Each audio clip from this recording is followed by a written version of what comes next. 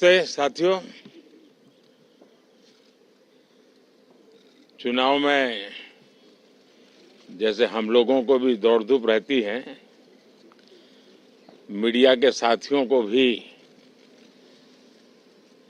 बहुत परिश्रम करना पड़ता है, रात दिन दौड़ना पड़ता है, अलग अलग लोकेशन को कवर करना पड़ता है।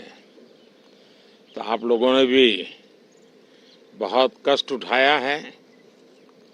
मैं आशा करता हूं कि मीडिया जगत के सभी साथियों का स्वास्थ्य अच्छा रहा होगा और पिछले एक आध सप्ताह का जो विराम मिला है उसके कारण भी अब आप फ्रेश होकर के फिर से मैदान में आए होंगे।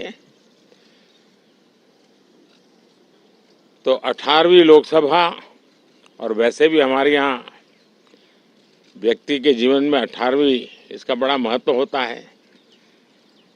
एक नए कालखंड में प्रवेश करता है, टीनेज समाप्त करके। ये 18वीं लोकसभा एक प्रकार से नई ऊर्जा, युवा ऊर्जा और कुछ कर गुजरने के इरादे वाली ये लोकसभा है। और आजादी का अमृत महोत्सव के बाद का ये पहला चुनाव है। और एक प्रकार से ये वो 25 वर्ष हैं जो हमारे अमृतकाल के 25 वर्ष हैं, और जो 2047 देश जब आजादी की शताब्दी मनाता होगा, एक प्रकार से उन सपनों को साकार करने का एक बहुत महत्वपूर्ण पड़ाव ये 18वीं लोकसभा है। साथियों, एनडीए सरकार को तीसरी बार देश की सेवा करने का देशवासियों ने आदेश दिया है, अवसर दिया है। मैं देशवासियों का फिर से एक बार ये अवसर देने के लिए हृदय से आभार व्यक्त करता हूं। और मैं देशवासियों को विश्वास देता हूं कि पिछले 2 टर्म में जिस गति से देश आगे बढ़ा है, समाज के हर क्षेत्र में परिवर्तन साफ साफ नजर आ रहा है। 25 करोड़ लोगों का गरीबी से बाहर आना, ये अपने आप में हर भारतीय के लिए बड़ा गर्व का विषय है।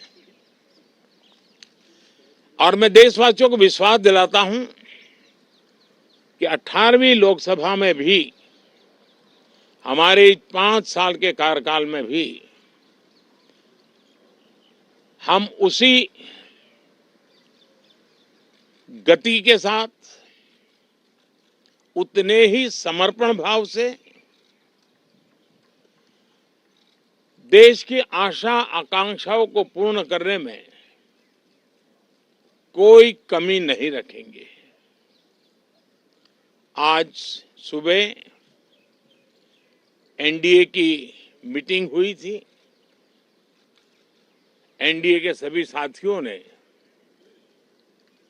मुझे फिर से एक बार इस दायित्व के लिए पसंद किया है, और सभी एनडीए के साथियों ने राष्ट्रपति जी को इसकी जानकारी दी।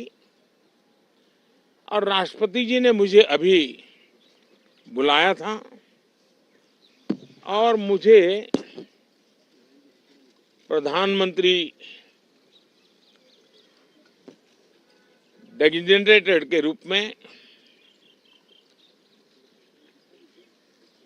काम कर एक नियुक्ति दी है। और मुझे शपथ समारोह के लिए और मंत्रिपरिषद के सदस्यों के सूची के लिए उन्होंने सूचित किया है। मोटे तौर पर मैंने राष्ट्रपति जी को कहा है कि हमें 9 तारीख शाम को सुविधा रहेगी। अब बाकी डिटेल तो राष्ट्रपति भवन वर्कआउट करेगा और हम तब तक मंत्रिपरिषद की सूची राष्ट्रपति जी को सुपुर्द करेंगे। उसके बाद शपथ समारोह होगा। साथियों, सरकार एनडीए की एक प्रकार से एनडीए 1, एनडीए 2 और एनडीए 3 ये एक निरंतरता है और हमारे संकल्पों को लेकर के, सुशासन के प्रति हमारी प्रतिबद्धता को लेकर के और देश के सामान्य जन के सपनों को पूरा करने के प्रयास के रूप में इस निरंतरता को हम और अधिक ऊर्जा के साथ और अधिक व्यापक विजन के साथ आगे बढ़ाएंगे और समय सीमा में लक्ष्यों को प्राप्त करने का हमारा प्रयास रहेगा। 2014 में मैं बहुत नया था। मुझे अब एक लंबे समय तक इस कार्य का अनुभव मिला है, हमारी टीम को अनुभव मिला है और इसलिए हमारे लिए अब तुरंत ही काम को आगे बढ़ाना बहुत ही सरल रहने वाला है और इस अनुभव का लाभ भी देश की सेवा करने में मिलने वाला है। इन 10 साल के कार्यकाल के दरमियान भारत की वैश्विक जो छवि बनी है,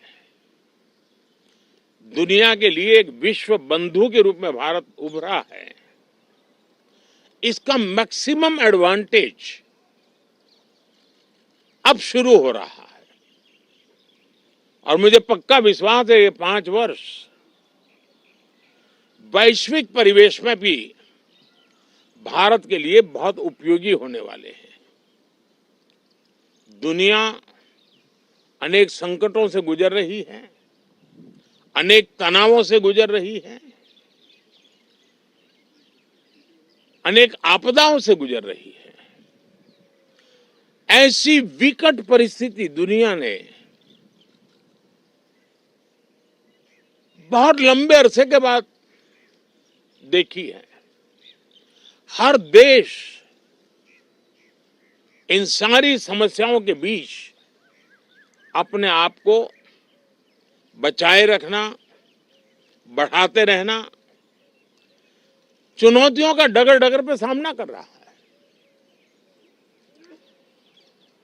हम भारत वाले लोग, हम भारतवासी खुद नसीब हैं कि इतने बड़े संकटों के बावजूद भी हम आज विश्व की सबसे तेज गति से बढ़ने वाली इकोनॉमी के रूप में जाने गए हैं। ग्रोथ के विषय में भी दुनिया में हमारी वाहवाही हो रही है। अब एक स्टेबल गवर्नमेंट मिलने के कारण और परिचित व्यवस्था और नेतृत्व मिलने के कारण दुनिया का भारत के प्रति रुझान, भारत के प्रति उनका आना बहुत तेज गति से होने वाला है और मुझे विश्वास है कि देश के सभी राज्यों को इसका लाभ मिलेगा। देश की युवा पीढ़ी को सबसे ज्यादा लाभ मिलेगा। विकास के नए ऊंचाइयों को छूने में एक वैश्विक भागीदारी का वातावरण आने वाले 5 साल में बनने वाला है। तो इसी संकल्पों और आदर्शों के साथ हम आगे बढ़ेंगे। मैं राष्ट्रपति जी का हृदय से आभार व्यक्त करता हूं कि एक बहुत बड़े महत्वपूर्ण दायित्व के लिए उन्होंने मुझे निमंत्रित किया है आप सबका भी दोस्तों बहुत बहुत धन्यवाद। Thank you.